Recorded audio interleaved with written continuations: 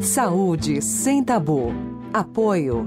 Tena, marca líder mundial em produtos para incontinência urinária. Olá, eu sou Mariana Varela, editora-chefe do portal Drauzio Varela, e está começando agora mais um episódio do podcast Saúde Sem Tabu, que conta com o apoio da Tena, marca líder mundial em produtos para incontinência urinária.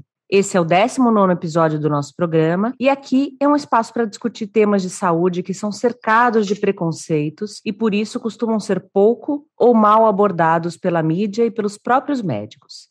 Seja bem-vindo. Desde pequenas, as meninas são estimuladas a cuidar dos irmãos, das bonecas, do lar. Quando crescemos, ouvimos que mulheres são cuidadoras natas e que, por isso, ficam sob nossa responsabilidade os cuidados com a casa, com os parceiros, com os filhos, até com os netos. Não importa que tipo de vida você leva, se você é mulher, certamente já recebeu um olhar torto de quem acha que você não está priorizando suficientemente a família. Mas será que a nossa condição biológica é tão determinante que não podemos abrir mão da maternidade? Ou a pressão para ter filhos e constituir família é fruto de uma sociedade ainda machista? É possível se sentir realizado sem filhos? Para conversar sobre maternidade compulsória, convidamos a psicóloga Cíntia Aleixo. Bem-vinda, Cíntia. Obrigada por participar. Eu que agradeço, Mariana. É sempre, para mim, é um orgulho, né? Continuar e semear conteúdos sobre a maternagem de forma real, né? Eu sei que é um tema e é uma palavra talvez que esteja sendo muito utilizada, né? Mas é essencial que a gente fale bastante sobre isso a nível de cunho científico também, para que a gente consiga realmente ajudar, né, e amparar outras mulheres que precisam dessa conversa, dessa escuta. Claro, eu queria começar, Cíntia, sendo bem direta. Do ponto de vista biológico, existe instinto materno ou isso é uma construção social? Pois é, a minha resposta também não tem como não ser direta em dias atuais, né? Essa questão do instinto, ela é totalmente relacionada à nossa cultura, né?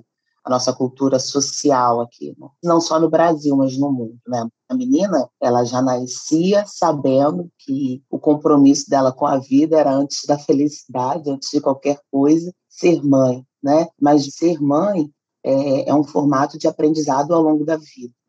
Não necessariamente, inclusive, ali no nascimento da criança, mas é um exercício diário, né, contínuo de adequação, né, a partir do momento em que a mulher se torna mãe. E isso vai se estendendo ao longo da idade.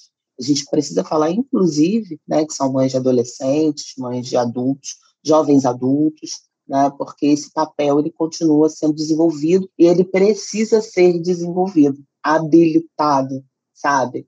Nas nossas vivências, ou seja, o instinto é um debate que já caiu por terra, ainda bem, né? Porque é muito difícil quando a mulher se torna mãe e acredita, né, que ela precisa saber dar conta ou amar aquele ser humano incondicionalmente a partir do momento em que ela começa a gestar. Era o que se esperava, né, das mulheres. E tem muita mulher que diz isso, né? Que quando o filho nasceu, olhou para o filho e não sentiu aquele amor, né? O amor é construído socialmente, né? E também você precisa de um tempo para desenvolver essa relação, não é, né? Nem sempre ela é dada assim no momento que você vê o filho, né?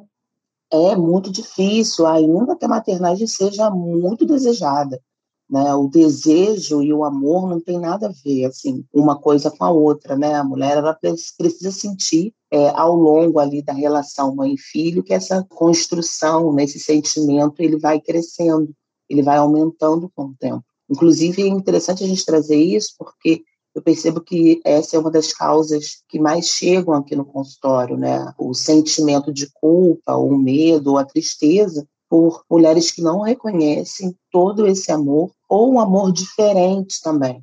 Existem formas de amor diferentes no início da maternagem, ao longo dela também. Agora, a gente sabe que biologicamente, sim, existem diferenças, óbvio, né, entre homens e mulheres. As mulheres geram os filhos, elas amamentam os filhos, mas fora essas duas funções, os homens podem e devem, né, compartilhar os cuidados com os filhos de forma igualitária. Por que isso não acontece? Eu acredito que ainda seja uma resma, né? Ainda um pensamento retrógrado sobre esse instinto do maternar, né? E sobre a posição da mulher, né? Porque se a gente for para outros lugares, outras linhas de pensamentos e de áreas sociais, né, em que a mulher desenvolve, a gente vai perceber que a mulher está sempre com alguns passos atrás, né? Por exemplo, a vida profissional. A A mulher, hoje em dia, a gente sabe, existem vários estudos que dizem que a mulher tem um salário inferior ao do homem, na escolha de um cargo executivo, de uma liderança. A mulher, a gente pode contabilizar isso aí. Nós sabemos que quanto que a mulher não é escolhida, né, para alguns cargos. Então, essa fundamentação dos homens, eu acho que, na verdade, falta um grande empenho para que eles, né, e para que outras mulheres também, consigam dar com essa conversa. Eu linko totalmente ao sistema patriarcal que nós temos, sabe, ao machismo, pensamento machista, mas é possível. É possível que os homens assumam a criação, a perinatalidade, né, e a paternidade, na verdade, das crianças assim que elas nascem, tanto quanto a mulher. É necessário que os homens queiram dar esse passo e é necessário que as mulheres também permitam que isso aconteça, né? Agora, muitas mulheres reclamam que a maternidade é muito solitária, né? Mesmo aquelas que têm ajuda, ou até aquelas cujos parceiros compartilham mesmo, elas acabam sacrificando muito a vida pessoal e aí também o relacionamento afetivo, porque elas ficam sobrecarregadas, né? Você percebe isso na sua prática profissional? As mulheres referem muito isso? Sim, e essa é uma constatação do que a gente acabou de falar, né? Uma vez que a mulher domina, né, tem um domínio sobre a criação e educação de uma criança, automaticamente ela se sente sobrecarregada, né? Automaticamente ela acaba investindo toda a energia mental mesmo, a gente pode chamar isso de carga mental, acerca da criação dessa criança.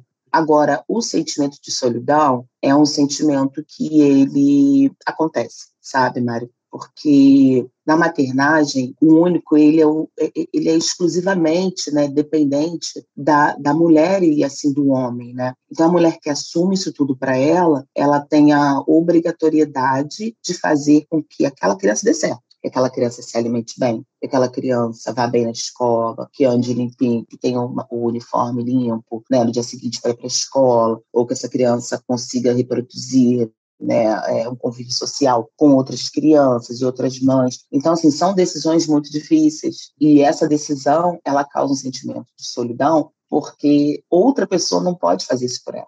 Ainda que ela tenha uma rede de apoio e conte com a avó, com a Dinda e tudo mais, no final das contas, o ok, o aval, vem dessa pessoa. E essa, muitas vezes, quando não dá certo, né? Então, a sensação da solidão é ruim. Mas o sentimento da solidão, ele pode ser ajustado quando compartilhado com outras pessoas ali do seio da família, né, ou de convivência que podem ajudar através de uma conversa, de uma troca, de experiência, sabe? Eu acho que esse sentimento, ele pode ser aliviado, mas a sensação acontece.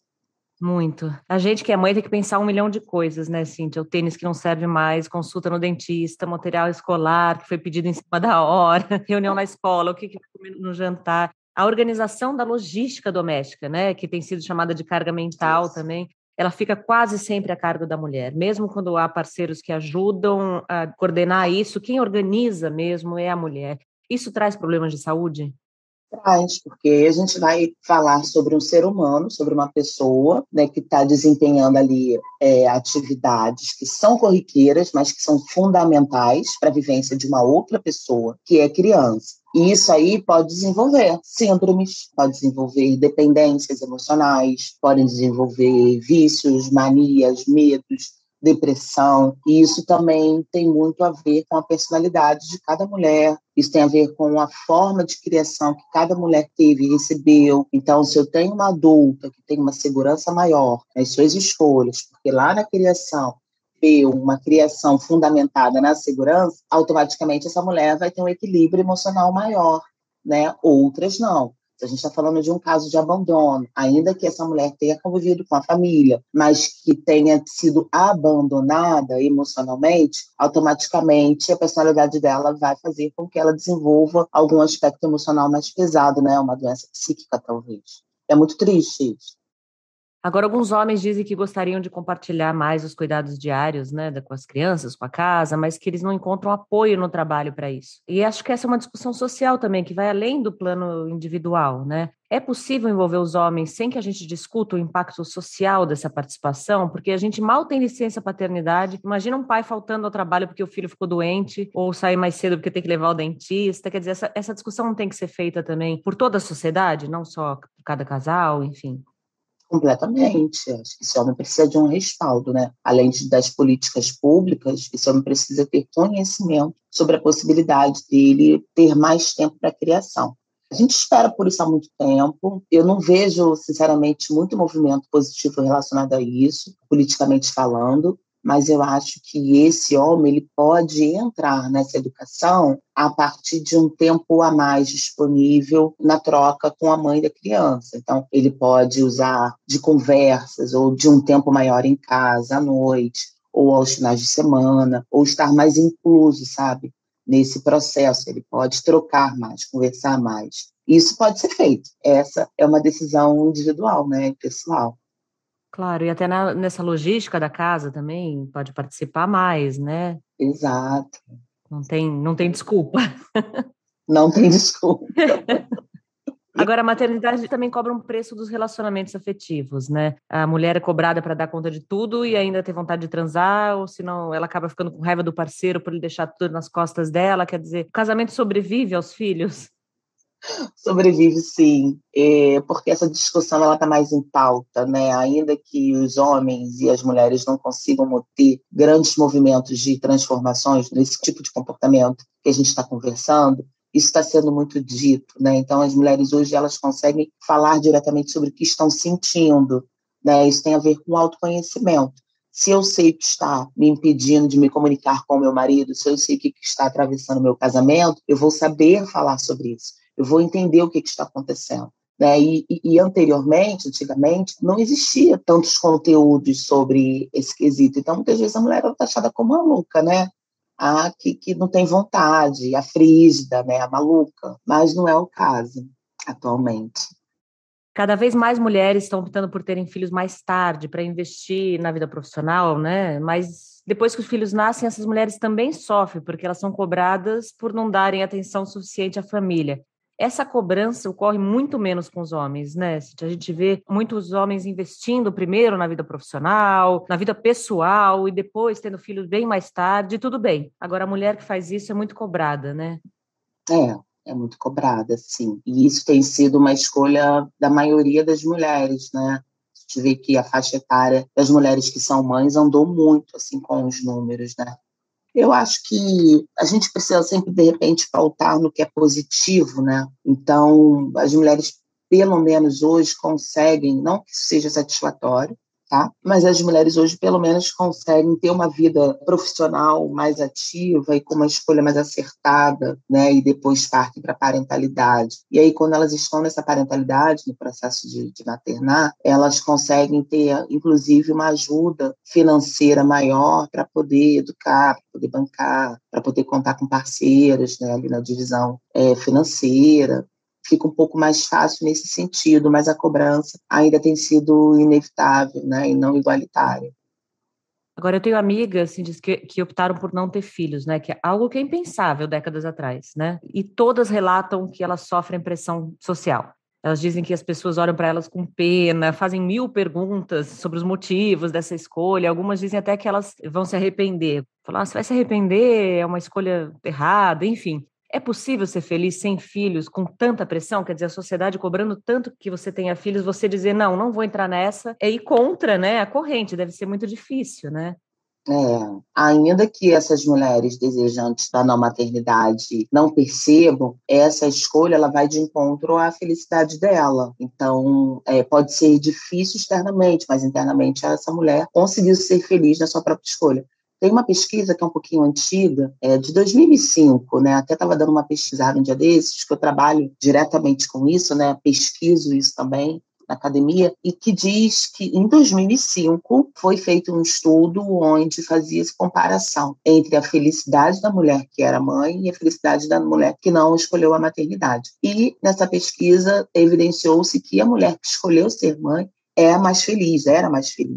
Então, assim, é muito recente, apesar de distante, é recente esse dado, mas, olhando por um outro viés, eu acho que a escolha que vem de dentro do coração, né, uma escolha mais profunda acerca do que a gente deseja, ela é sempre muito mais assertiva. Agora, eu recebo muitas mulheres que escolheram a não maternagem e que está tudo bem, assim, que conseguem, né, que são mulheres lúcidas, São mulheres analisadas, que fazem terapia, que se conhecem um pouco mais, que fica mais difícil bancar isso, sabe? Uhum. Mas é uma chatice que vem de fora, né? É sempre muito chato, né? Quando você é indagada sobre o que te faz feliz, né? A pergunta é sempre aquela: quem é que vai cuidar de você quando você envelhecer? Né? Como se a gente criasse filhos só para cuidar da gente, né? Muito estranho. E tanta gente que tem filho depois e morre sozinha, né? É o que mais tem. Exatamente. Ter filho não necessariamente faz com que as relações deem certo até o final da vida, né? Pois é. Agora, se a maternidade cobra um preço tão alto da mulher e ela não tem com quem dividi-lo, não me parece natural que cada vez mais mulheres abram mão da maternidade. Você tem notado isso? Você acha que aumentou o número de mulheres que conscientemente optam por não ter filhos? Sim, aumentou bastante, né? O meu parâmetro é a clínica, né? O consultório. Então, assim, eu já cheguei a receber mulheres que vieram de processos de fertilização in vitro, que tentaram ter filhos durante muito tempo e depois vieram para terapia e descobriram que realmente não queriam ser mães, que aquele processo estava pesado, que já estavam em outro estágio de vida. Então, acontece, tem acontecido sim, esse é um dado que eu tenho aqui, eu fico super radiante quando alguém consegue chegar nesse lugar, nesse encontro, né, com a própria essência, porque não adianta a gente colocar filho no mundo só por colocar, realmente dá trabalho, né, realmente é difícil, né, e realmente não é para todo mundo. Exato, e acho que poder decidir isso, né, porque sempre você toma uma decisão que vai contra o que esperam socialmente de você, não é simples, né, você tem que ter apoio também para tomar essa decisão, eu imagino, né? É, sim, é necessário um apoio, e esse apoio é muito difícil. Ele não vem, ele não chega. É muito difícil, sabe? Ainda que você tenha uma pessoa muito próxima que você possa dividir, a sociedade está cercada de pessoas julgadoras, né? E não digo nem a sociedade de uma maneira distante, mas tem sempre um vizinho, uma vizinha, a própria mãe, o próprio marido, né? O companheiro ou um colega de trabalho, tem sempre alguém que vai indagar. Por isso que é interessante que essa pessoa tenha uma postura muito certa sobre o que se quer. Agora, também eu percebo que tem mulheres que não desejam a maternidade porque enxergam a maternidade como um problemão quando ela se compara com alguma maternidade muito próxima. Quando ela observa uma irmã que, de repente, passou por uma depressão pós-parto, por uma dificuldade emocional, ou quando, de repente, alguém teve um filho que nasceu com alguma comorbidade. Então, essa mulher precisa repensar, peraí, eu realmente não quero ou eu tenho medo do que possa acontecer, né? Será que eu preciso lidar com esse medo? Será que esse medo não está sendo muito fantasioso também? Se a gente levar em consideração que cada realidade é uma, cada cromossomo vai ser diferente do outro, enfim, também é necessário dar uma investigada, sabe? E Cintia, antes era quase um pecado a gente reclamar de algum aspecto da maternidade, né? Parecia que a mulher estava arrependida, ou que não amava os filhos, enfim. Hoje a gente fala com mais naturalidade sobre as dificuldades da gravidez, da amamentação, do pós-parto. Você acha que as mulheres ainda têm receio de conversar sobre as dificuldades da maternidade, que a gente sabe que existem e, como você disse, podem variar de mulher para mulher, né? De gravidez para gravidez, de filho para filho, enfim. Você acha que a gente conversa com mais liberdade isso hoje? Depende com quem. Ainda existe um tabu, sim, ainda existe. Numa roda de mães, quando uma reclama, a outra naturalmente vai se identificar, mas essa outra ainda não se sente completamente à vontade por quesitos culturais mesmo, sabe? E às vezes até religiosos, né? A gente sabe que a religião, a espiritualidade, ela movimenta muito a vida emocional de qualquer pessoa, ainda que ela não seja religiosa, né? Tem uma criação ali que é fundamentada na cultura catolicista e tudo mais, e que diz, né, e que fala sobre o pecado, né, de reclamar da vida, inclusive de um modo geral. Então, eu acho que ainda é muito difícil. Nas redes sociais, não. Mas no consultório, eu percebo quanto que existe essa dificuldade. E nos grupos de mães fora consultório, eu também enxergo isso. Ainda é difícil, sabe? Mas é interessante que a mulher encontre pelo menos um lugar para se despejar, né? De repente ela não precisa falar para o mundo todo, mas ela precisa se sentir segura em alguma companhia, em alguma parceria, para poder falar o que realmente sente, né? E lembrar que isso não é desamor. Claro, até porque, e aí eu falo até do ponto de vista pessoal, quando você compartilha essas dificuldades, você vê que tem mais gente passando por aquilo também, né? Que não é só com você, isso te ajuda, né? É um amparo que vai passar, mulheres que já passaram por isso, que tem, né, essa troca de experiências na maternidade, ainda mais sabendo que a gente fica muito sozinha nesse período, é muito importante, né? Muito. Inclusive, a técnica fundamental, rodas de conversa, assim, de grupos de mãe, grupos terapêuticos, é exatamente essa. Quando a gente incentiva para que uma mulher encontre redes de apoio ou procure outros grupos, outros encontros sobre maternagem, é justamente para ela se reconhecer, não sendo como a única, para ela entender que ela não está errada de tudo. Quando ela se reconhece no outro, esse sentimento fica mais confortável dentro dela. É uma técnica que vem dado muito certo. Você mesmo acabou de trazer aqui, né, falando de um modo de senso comum, de uma experiência própria, mas é uma técnica utilizada, sim, por terapeutas e funciona. A ideia é fazer com que o sentimento, a sensação ruim saia, né? A gente trabalha para isso, para elaborar o que não movimenta a gente, o que atrapalha, o que deixa a gente estagnada, talvez até numa relação mãe e filho. Agora, pensando no Brasil, assim, de país, né, de cultura latina, ainda muito machista, em que os cuidados domésticos e com os filhos ficam sob responsabilidade da mulher, é possível ter filhos e ainda assim conseguir manter uma vida pessoal satisfatória? Olha, essa pergunta me faz pensar justamente na dificuldade, né, e no envolto social que nós temos. Né? Se eu estou falando de uma mulher desprivilegiada, né, que não tem acesso a suporte de políticas de conscientização, né, sobre a maternagem ou sobre métodos anticoncepcionais, eu vou estar falando de uma mulher que vai estar dividindo ali o que ela não tem com outras crianças, né, que vai se sentir descompensada ali na educação das crianças, porque vai precisar colocar essa criança, de repente, numa escola pública que não acontece a aula, né, ou onde o tráfico, né, o movimento ali da comunidade acaba atrapalhando ali o movimento escolar e, naturalmente, não vai sobrar nada para essa mulher financeiramente conseguir ser feliz na maternidade. Ela vai reclamar muito mais. Ainda que o amor aconteça, essa mulher ela vai passar por dificuldades que vão fazer com que ela se arrependa, com que ela repense nisso, com que ela se sinta desprivilegiada, com que ela não consiga ter momentos de alegria que são necessários para a gente se aliviar sempre, né? Agora, a gente está falando aqui de escolhas, né? Mas o Brasil é um país muito desigual. Você até começou a falar um pouquinho nisso. Muitas mulheres e meninas, por exemplo, engravidam sem querer e inúmeras vezes têm que seguir sozinhas, né? Com a gravidez, com cuidados depois com a criança. A discussão de maternidade compulsória, ela também passa pelo acesso aos direitos reprodutivos, à anticoncepção, né? Acho que não tem como deixar de falar disso, né?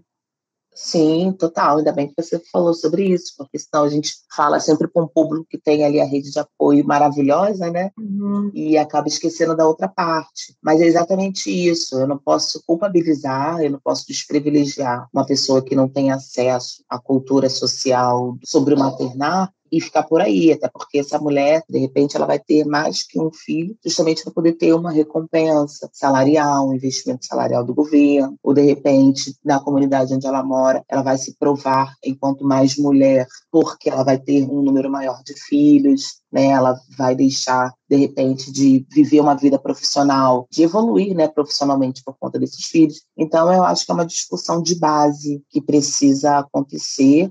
Eu acho que essa curva ela tem mudado, né, tem evoluído a nível de natalidade, índice de natalidade, mas eu acho que esse avanço precisa acontecer muito ainda. Pelo menos essas mulheres precisam ter acesso, né, a conhecimento, para além das políticas públicas que já existem. O SUS é muito bonito, o projeto do SUS é muito bonito, ele é muito pensado em todo mundo, mas a gente não consegue praticar ele em muitos lugares ainda, por falta de estrutura, de envolvimento também do poder político em todas as áreas da sociedade. Uhum. Agora, como envolver, né, ainda mais considerando todas essas desigualdades sociais, né, que a gente tem no país, como envolver os homens e a própria sociedade nesse debate? Tem um caminho para isso ou caminhos para isso?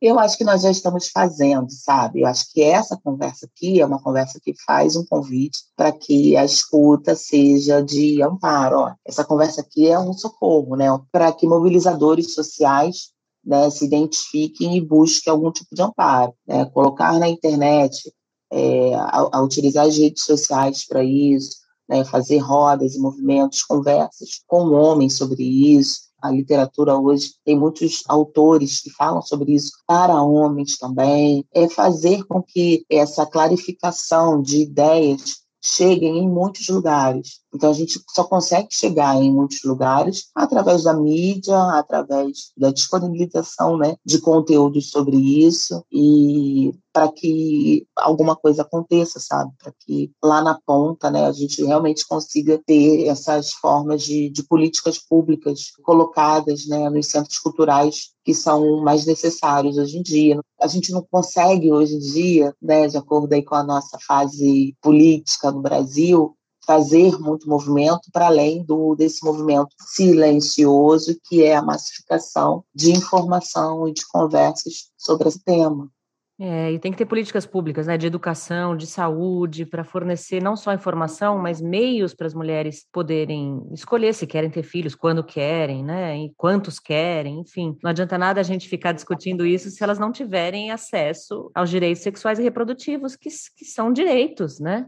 Na verdade, são direitos. E aí, para isso, a gente também conta com grandes profissionais, né, que estão aí empenhados, preparados para isso, e que muitas vezes são trabalhos que não são assalariados, né? São trabalhos voluntários, e aí as pessoas, esse profissional às vezes acaba não conseguindo se doar o quanto poderia, precisa comer, precisa pagar suas contas, precisa viver também. Mas nós temos pessoas muito empenhadas, nós temos trabalhos que acontecem lindamente, só que ninguém consegue fazer sozinho se não tiver uma ajuda do governo, né? Governamental, um incentivo, né?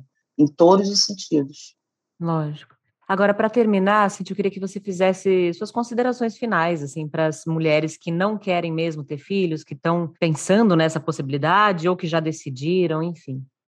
Olha, eu acho que foi o que eu falei um pouquinho no começo, eu vou desenvolver mais um pouco agora, né? Quando a gente se reconhece no mundo, quando a gente começa a perceber, praticar terapias ou tarefas que ajudem no nosso autoconhecimento, a gente consegue ter decisões mais assertivas para nós mesmos, né? A gente consegue direcionar o que viemos fazer aqui nesse mundo, que missão que a gente quer ter, né? O que a gente quer desenvolver, o que a gente quer desempenhar, o que faz bem para mim, o que não faz, o que me move, o que não me move. Então, eu sugiro que todas as mulheres que estejam pensando nisso, que tenham tomado essa decisão e que não têm certeza acerca disso, e que, de repente, a partir dessa conversa, se reconhecem pressionadas ainda nisso e que seja muito difícil estar passando por esse momento, eu sugiro que essas mulheres busquem alguma forma de atravessamento, né, emocional, intuitivo, né, para que ela consiga cada vez mais ter certeza. Porque quando a gente tem certeza de quem somos ou do que move a gente, o que vem de fora acaba não abalando tanto as nossas decisões.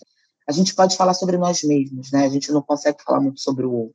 Então, a única forma que a gente tem de se reconhecer e bancar essa decisão é tendo certeza sobre o que se quer para a própria vida, né? E, de repente, para quem vai ouvir essa conversa e conhece alguém que está passando e que passou por essa decisão, também é um momento de se reconhecer, né, no não julgamento, na compreensão do que aquela pessoa tem a oferecer para si mesma, né? E ao invés de julgamento, tentar amparar, né? Amparar e respeitar a decisão da não maternagem.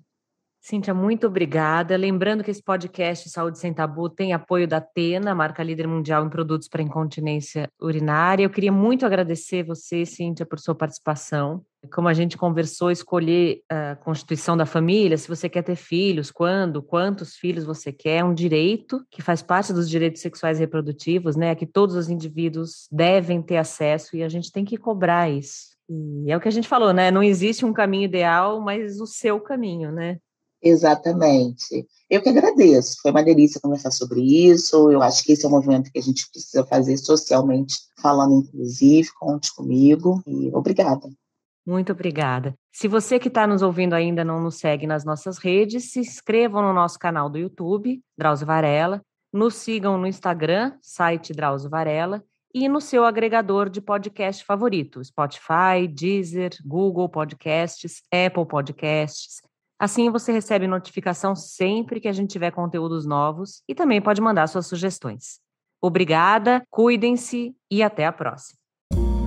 Você ouviu Saúde Sem Tabu. Apoio Tena, marca líder mundial em produtos para incontinência urinária.